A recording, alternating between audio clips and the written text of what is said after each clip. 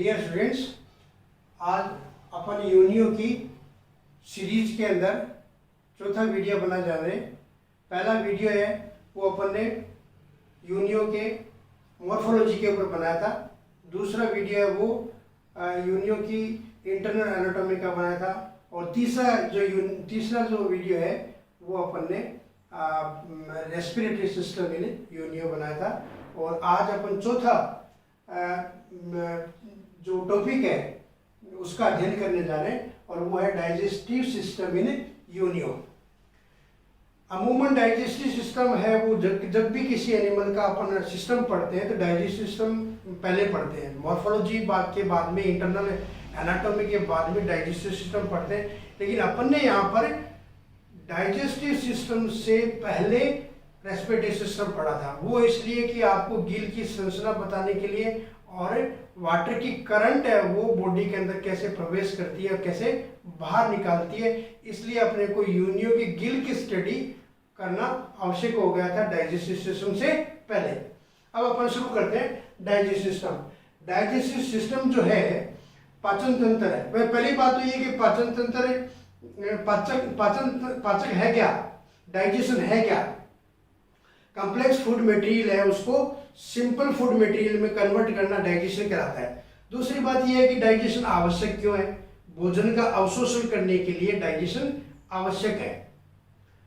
Otherwise क्या होगा, बड़े जो फूड मटेरियल है, कार्बोहाइड्रेट है, प्रोटीन है, फैट है, आपने खा तो लिए लेकिन अगर डाइजेस्ट नहीं होंगे तो वो ब्लड के अंदर अब्जॉर्ब नहीं होंगे। इसलिए उनको छोटे मॉलिक्यूल्स में कन्वर्ट करना जरूरी होता है। इसलिए डाइजेशन बॉडी के लिए आवश्यक होता है। यूनियो के अंदर जब अपन इसका सिस्टम पढ़ेंगे तो दो चीजों का मेन जो संरचनात्मक पार्ट है वो दो है, एलिमेंट्री कैनाल और डाइजेस्टिव ग्लैंड।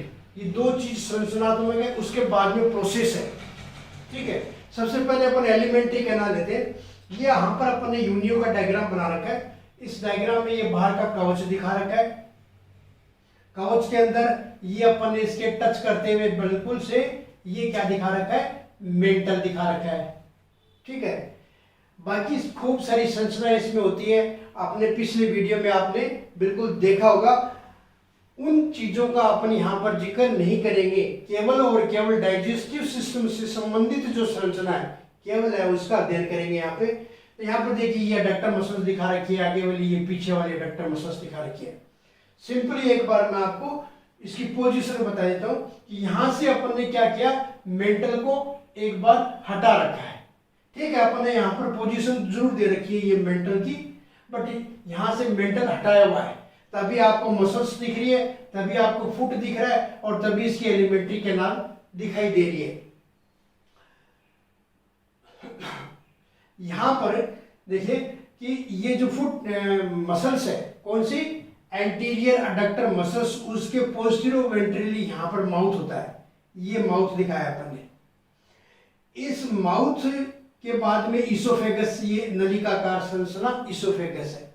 इसोफेगस के बाद में ये अपन ने स्टोमक दिखाया है और स्टोमक के बाद में ये कुंडलित नलिका दिखाई है। ये क्या है, इंटेस्टाइन, कोइल्ड इंटेस्टाइन, कुंडलित इंटेस्टाइन है जो कि यहाँ फुट दिखा रखा है। इस फुट के अंदर भी वो कुंडलित होकर के पड़े रहती है और उसके बाद में निकल करके ऊपर की साइड में, डोर्सल साइड में, ये जो रेड कलर का दिखा रखा है ये क्या है, पेरिकार्डियल साइनस, पेरिकार्डियल मेम्ब्रेन।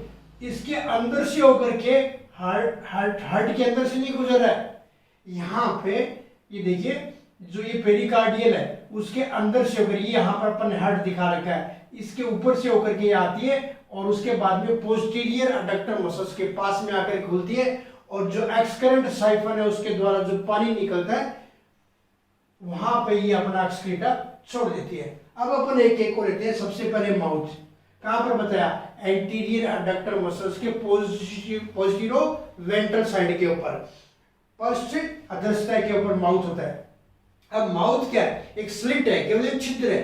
किससे बना ये, इसके माउथ के चारों तरफ दो जोड़े अपन ने बताए थे, पहले भी बताए थे, लेबियल पल्प पाए जाते हैं, लेबियल पल्प। और उसमें एक जोड़ी जो आगे वाला होता है वो लेबियल पल्प इस तरीके से फ्यूज होता है कि अपर लिप का निर्माण करता है और जो एक दूसरा जो जोड़ी होता है लेबियल पाल्प, वो लेबियल पाल्प है वो क्या करता है, फ्यूज होकर के लोअर लिप का निर्माण करता है। तो यहाँ पर लिप नहीं है, केवल जो ये लेबियल पाल्प है वही क्या करते हैं, अपर लिप का निर्माण और लोअर लिप का निर्माण करते हैं, और इन्हीं के निर्माण से क्या बन जाता है, माउथ का फॉर्मेशन हो जाता है, यानी उसके बीच में जो स्पेस रहता है वही माउथ कहलाता है। अब ये लेबियल पाल्प है, अब लेबियल पाल्प के अंदर भी इनकी संरचना अगर अपन देखें तो इनमें भी फोल्ड पाए जाते हैं, क्योंकि ये जंतु क्या है, फिल्टर फीडर है, ठीक है, निस्पंदनकारी असर करता है ये सॉरी निस्पंदनकारी असर करता है। तो यहां पर इस लेबियल पाल्प में भी छोटे छोटे फोल्ड पाए जाते हैं जो भोजन के पार्टिकल की सॉर्टिंग करने का काम करता है, उनको छांटने का काम करता है। तो ये माउथ किस में खुलता है, माउथ खुलता है ईसोफेगस में। तो ईसोफेगस क्या है, केवल आमाशय और माउथ को जोड़ने वाली एक नलिका होती है जिसके अंदर एपिथेलियल सेल्स पाई जाती है और उसके अंदर सीलिया पाए जाते हैं, ताकि भोजन का जो है मूवमेंट किसकी तरफ करते हैं, आमाशय की तरफ करते हैं। अब देखिए यहां पर आता है ये आमाशय, काफी बड़ा आमाशय होता है, लेकिन यहाँ इस आमाशय के अंदर दो पार्ट होते हैं, एक तो होता है डोर्सल पार्ट और एक होता है वेंट्रल पार्ट और डोर्सल पार्ट। क्या होता है इसमें, इस वेंट्रल पार्ट होते हैं उसको स्टाइल सेक भी बोलते हैं, स्टाइल शेक। किसको, दो पार्ट पता है, ये वाला पार्ट है वो डोर्सल पार्ट है और दूसरा पार्ट है वो वेंट्रल पार्ट है। डोर्सल पार्ट के अंदर क्या चीज है, सबसे पहले ये लेते हैं डोर्सल पार्ट। इस डोर्सल पार्ट के अंदर, इस डोर्सल पार्ट के अंदर यहां पे देखिए दो छिद्र होते हैं, वो छिद्र डाइजेस्टिव ग्लैंड से आने वाली डक्ट यहां पर आकर के खुलती है डोर्सल पार्ट में। किसमें, डोर्सल पार्ट में। डाइजेस्टिव ग्लैंड अपन ने कहां बताई है, लीवर के ऊपर। वो उनकी डक्ट आकर के, उनकी नलिका आकर के यहां पर खुलती है डोर्सल स्टमक के अंदर। दूसरा डोर्सल स्टमक किस में खुलता है, ईसोफेगस में।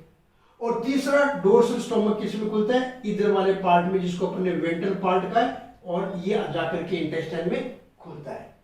दूसरा पार्ट अपन ने बताया वेंट्रल पार्ट या स्टाइल सेक। स्टाइल सेक नीचे वाला पार्ट कहलाता है, स्टाइल सेक है वो आमाशय के नीचे वाला पार्ट है। देखिए अपन यहां पर आमाशय बनाने का, ये देखिए ये आमाशय और ये इंटेस्टाइन, यहां पर ये ईसोफेगस। ईसोफेगस किसमें खुला, डोर्सल पार्ट में। तो डोर्सल पार्ट में केवल दो छिद्र है जहां आकर के डक्ट खुलती है। फिर आता है वेंट्रल पार्ट, ये वाला वेंट्रल पार्ट है। इस वेंट्रल पार्ट में इसका दूसरा नाम क्या बताया, स्टाइल सेक। और इस स्टाइल सेक के अंदर एक छड़ होती है इस तरीके से,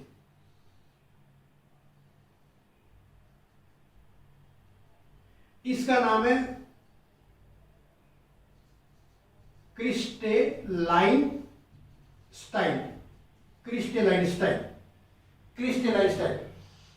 ये क्रिस्टेलाइन स्टाइल किसकी बनी होती है, म्यूकोप्रोटीन की बनी होती है। अच्छा, दूसरी चीज क्या है, इसके ऊपर सीलिया भी पाए जाते हैं छोटे छोटे, ये म्यूकोप्रोटीन की बनी हुई है। अब इसका मूवमेंट होता है आमाशय के अंदर, इसका इस तरीके से मूवमेंट चलता रहता है। लेकिन ये जब मूवमेंट होता है तो यहां आकर के ये जोर से टकराती है, किसके, स्टमक की वाल के टकराती है।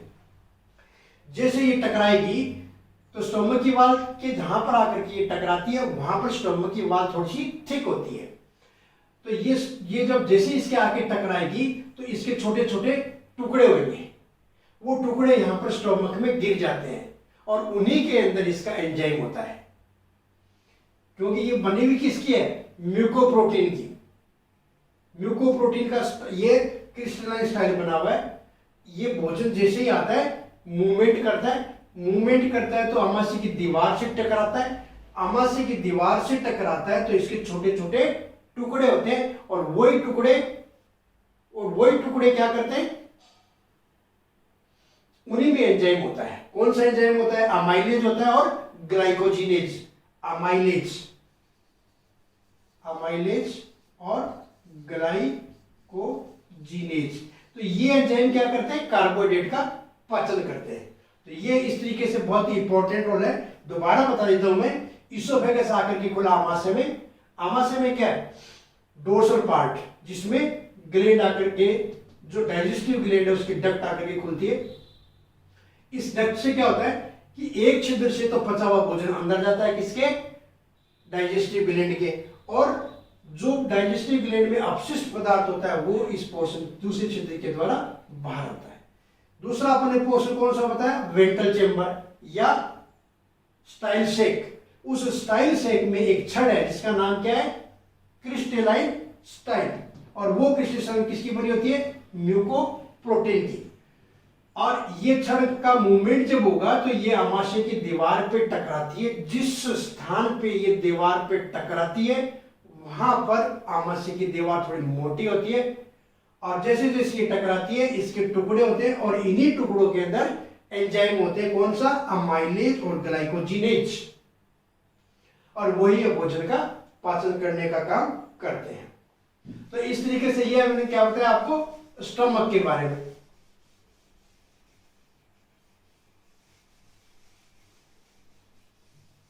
अब नेक्स्ट लेते हैं स्टमक के बाद में क्या? इंटेस्टाइन।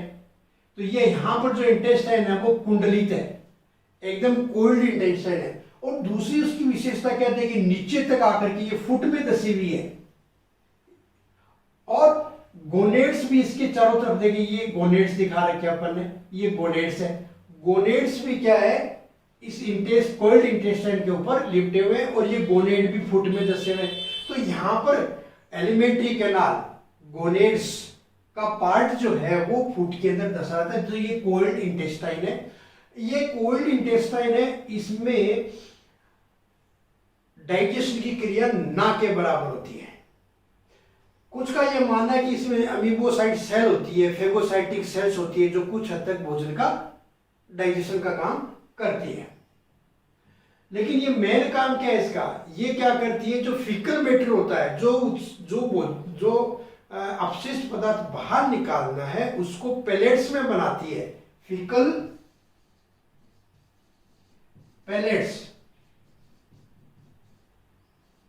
पेलेट्स बनाने का काम करती है। ये गोलियां, अपशिष्ट पदार्थ को है वो गोलियों के रूप में वो कन्वर्ट करने का काम करती है। ये इंटेस्टाइन ऊपर देखिए पेरिकार्डियल साइनस से होकर के गुजरता है, और उसके बाद में उसका पोर्शन क्या कहलाता है? रेक्टम। रेक्टम अपने आप में थोड़ा सा मॉडिफाई करता है। इसमें भी क्या फोल्ड पाए जाते हैं, किसमें? रेक्टम में। और उन फोल्ड को क्या कहते हैं? टिफ्लोसोल इसमें फोल्ड होते हैं। और वो रेक्टम आकर के किसमें खुलता है? एनस में। और यही एनस क्या करता है? अपना जो अपशिष्ट पदार्थ है किसके रूप में? गोलियों के रूप में, पैलेट्स के रूप में, उसको बाहर बहती हुई जलधारा में छोड़ देता है और एक्सक्रेंट साइफन के द्वारा बाहर निकल जाता है।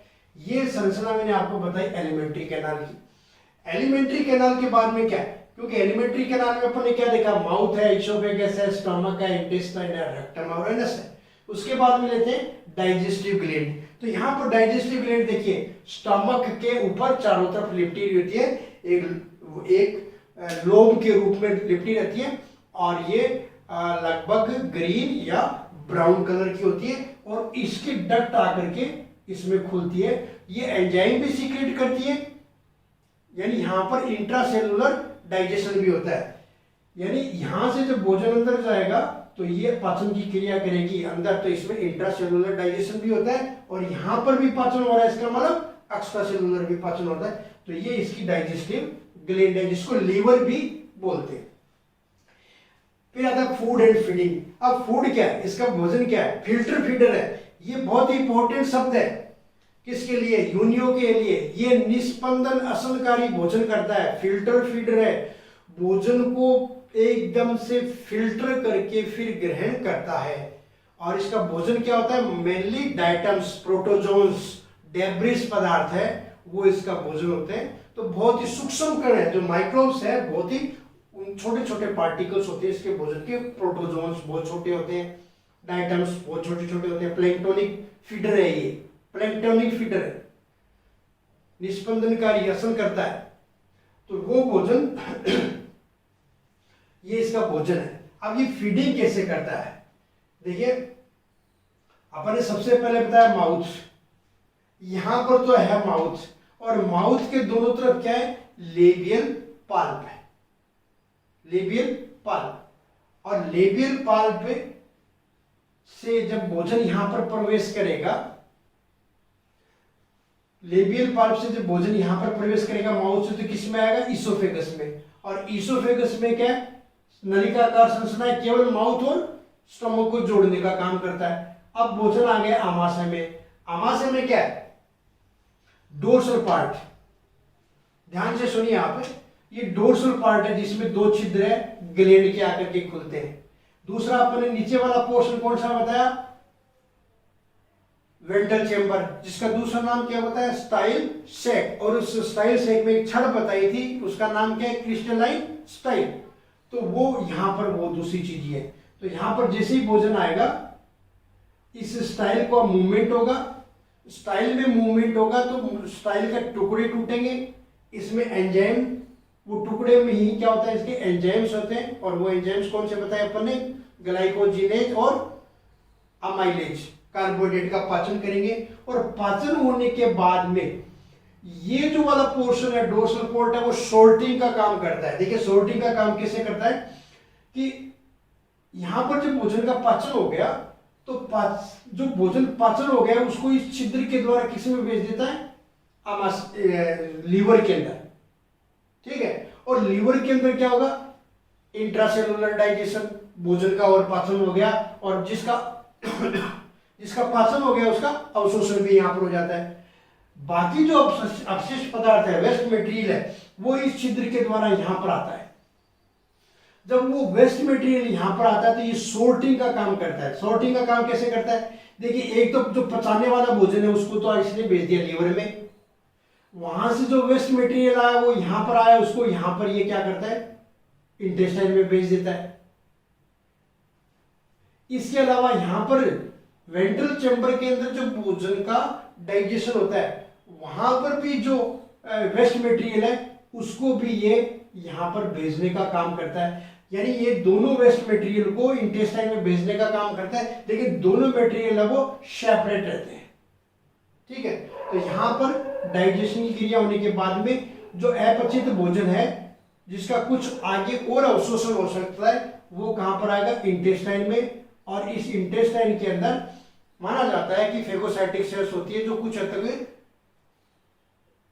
पाचन का काम करती है, लेकिन वो न के बराबर होता है। उसके बाद में ये आकर के भोजन किस में आ जाएगा, रेक्टम में, और रेक्टम उसमें से थोड़ा सा पानी का अवशोषण करता है, उसके बाद में एनस के द्वारा बाहर जाती हुई जल की धारा के साथ में उसे वेस्ट मटेरियल को बाहर निकाल देता है। तो इस प्रकार से ही इसमें डाइजेशन की प्रक्रिया होती है। अब अपन इसमें जो एक इंपॉर्टेंट पार्ट छोड़ रखा है वो है फिल्टर फीडिंग का। ये फिल्टर फीडिंग करता कैसे है, देखिए अपन ने यहाँ पर एक डायग्राम बनाया है, water and food current in Unio, क्योंकि पानी तो यहां से आ रहा है और माउथ यहां पर है, तो ये फिल्टर फीडिंग कैसे करता है। देखिए ये इनहेरेंट साइफन है, ये अपन ने यूनियो का चित्र बना रखा है। इसमें देखिए आप, ये गिल दिखा रखे हैं, ये गिल है, एलिमेंट्री कलाम नहीं दिख रही है इसमें, ये गिल्स है, ये माउथ है, ये दो जोड़ी क्या बताए थे अपन ने, लेबियल पाल्प है, ठीक है। यहां पर ये एक्सकरेंट साइफन है और ये इनकरेंट है। अब इस इनकरेंट साइफन के द्वारा पानी अंदर प्रवेश करेगा। पानी क्यों प्रवेश करेगा, लेटरल सिलिया, ये जो गिल है अपने पिछले वीडियो में पढ़ा था कि ये जो गिल है किसके बने होते हैं, गिल फिलामेंट के, और इन गिल फिलामेंट के अंदर क्या होते हैं, बहुत सारे सीलिया होते हैं। तो जैसे लेटरल सीलिया का मूवमेंट होगा तो वैक्यूम बनेगा, तो पानी इसके अंदर प्रवेश करेगा। अब जो पानी प्रवेश किया उसी से तो ये ऑक्सीजन लेगा, उसी से इसमें भोजन पार्टिकल होगा, और इसको जो उत्सर्जित करना होगा वो बाहर उसको एक्सकरेंट साइफन के द्वारा बाहर निकाल देता है। तो देखिए ये इनकरेंट है, साइफन के द्वारा पानी प्रवेश कर रहा है। ये पानी प्रवेश करने के बाद में देखिए यही पानी एकदम गिल्लों के पास में भी चल रहा है, थोड़ा नीचे भी चल रहा है। यहां से यहां से पानी देखिए गिल्लों के ऊपर आता हुआ दिखाया अपन ने, ये गिल्लों के ऊपर आ रहा है। किसके द्वारा? ओस्टिया के द्वारा। और ओस्टिया से किस में आएंगे? वाटर ट्यूब में। इनके अंदर अपन ने वाटर ट्यूब पढ़ी थी पिछले वीडियो में। और वाटर ट्यूब से पानी किस में आएगा? सुप्रा ब्रेंकियल चेंबर में। ये नीचे जब पानी प्रवेश किया है तो इस चेंबर का क्या नाम है? Infra branchial chamber. Infra branchial chamber. और ऊपर कौन सा होता है? सुप्रा ब्रेंकियल चेंबर। तो ये जब पानी प्रवेश करेगा तो ये पानी किस में जाएगा? गिलों के ऊपर, यानी ओस्टिया से गिलों में प्रवेश करेगा, वाटर ट्यूब के संपर्क में आएगा, वाटर ट्यूब में आएगा। और वाटर ट्यूब में आकर के बाद में ये कहां से देखिए, ये सुप्रा ब्रेंकियल चेंबर से होते हुए जो एक्सकरेंट साइफन है उसके द्वारा बाहर निकाल दिया जाता है। ये तो होगा वाटर करंट।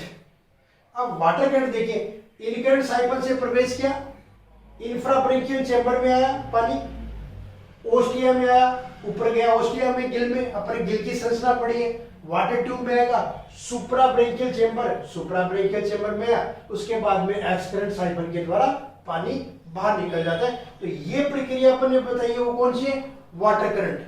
अब फूड इसमें कैसे प्रवेश करता है, फीडिंग कैसे होती है? जैसे जैसे पानी प्रवेश करेगा तो अपन ने गिल की संरचना में पढ़ा था कि गिल के नीचे वेंट्रल साइड में क्या होती है? फूड ग्रूव होती है। यहां पर एक फूड ग्रूव होती है, अपन ने बताया था फूड ग्रूव। तो जो छोटे भोजन के पार्टिकल्स है वो इस फूड ग्रूव से होते हुए, इस फूड ग्रूव से होते हुए कहां पर आएंगे? लेबियल पाल्प तक।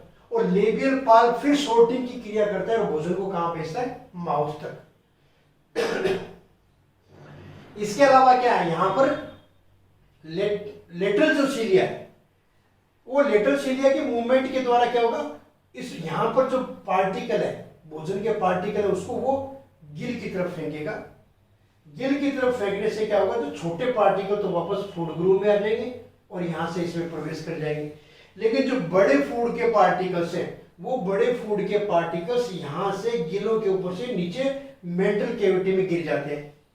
और मेंटल कैविटी में गिरने के बाद में क्या होगा? यहां जो सीलिया है, वो जो गिल है वो म्यूकस स्रावित करते हैं और वो म्यूकस नीचे आकर के उस भोजन के चिपक जाती है। भोजन के चिपकने के बाद में जैसे जैसे इन सीलिया का मूवमेंट होगा वो म्यूकस विद फूड पार्टिकल्स आगे की तरफ भेज दिए जाएंगे। वो आगे की तरफ कहां जाएंगे? लेबियल पाल्प में। अब अपन अगर लेबियल पाल्प को भी अगर देखें तो उसमें भी क्या है? बहुत सारे ग्रूव्स है, फोल्ड है, खूब सारे फोल्ड है। ये क्या करता है? भोजन का फिर सॉर्टिंग करता है, भोजन को फिर छांटने का काम करता है। तो छोटे फूड पार्टिकल्स को तो कहां भेज देता है? आमाशय के अंदर। और बड़े जो फूड पार्टिकल है जिसको ये ग्रहण नहीं कर सकता या नहीं करना चाहता, उनको क्या करते हैं? इनका मूवमेंट, लेबियल पाल्प का मूवमेंट उसको रिजेक्ट कर देता है और ये फूड पार्टिकल्स नीचे से मेंटल कैविटी से यहां से ये बाहर निकल जाता है। इसलिए अपने इसको क्या दिखाया? ये रिजेक्शन पाथ दिखाया। रिजेक्शन पाथ, वो फूड के पार्टिकल जो बड़े हैं या उसको ये लाइक नहीं करता, उनको ये जो लेबियल पाल्प पर छिटक करके अलग कर देता है और वो पार्टिकल्स है वो बाहर आ जाते हैं। इसलिए उसको अपन ने रिजेक्शन पाथ कहा। यहां से भोजन अब किस में प्रवेश करेगा? माउथ में। अब माउथ में प्रवेश करने के बाद में किस में आएगा? स्टमक में। यहां पर एक इंपॉर्टेंट चीज और बताता हूं, क्योंकि यहां से अपन ने देखा कि यहां पर भी फूड ग्रूव में भोजन चल रहा है, वो भी म्यूकस के साथ में जुड़ करके चल रहा है। और जो नीचे मेंटल कैविटी में गिर गया जो फूड पार्टिकल बड़ा है, वो भी मेंटल की सीट्स बना लेते हैं, मेंटल म्यूकस की सीट्स बना लेते हैं और म्यूकस में फूड पार्टिकल यहाँ पर प्रवेश कर रहा है। और जैसे ही वो आमाशय में आएगा तो आमाशय की कम पीएच की वजह से, विस्कोसिटी कम होने से वो क्या होगा? म्यूकस अलग हो जाएगा और फूड पार्टिकल्स अलग हो जाएगा। उस फूड पार्टिकल्स को यहाँ पर पाए जाने वाले स्टाइल सेक के जो टुकड़े हैं, वही टुकड़े जिसमें एंजाइम है, वो भोजन का पाचन करते हैं और पचा हुआ भोजन छिद्र के द्वारा लीवर में आता है और लीवर में अवशोषण भी हो जाता है और जो वेस्ट मटेरियल है वो दूसरी छिद्र के द्वारा डोर्सल चेंबर में आ जाता है। डोर्सल चेंबर उसको इंटेस्टाइन में भेज देता है।